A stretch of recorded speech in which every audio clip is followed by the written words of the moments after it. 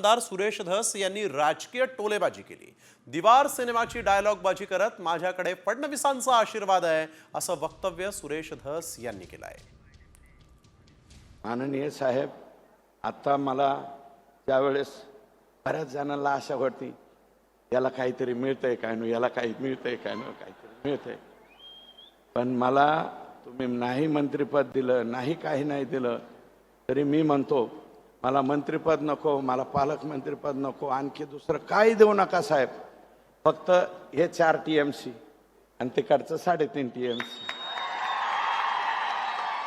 आणि हे नव्हतेच साहेब, मला हे नव्हतेच, याचं काय मुख्यमंत्र्यापाशी, याचं काय मुख्यमंत्र्यापाशी।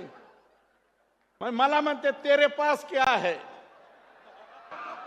तर मी म्हणतो मेरे पास देवेंद्र फडणवीस साहेबाचा आशीर्वाद आहे।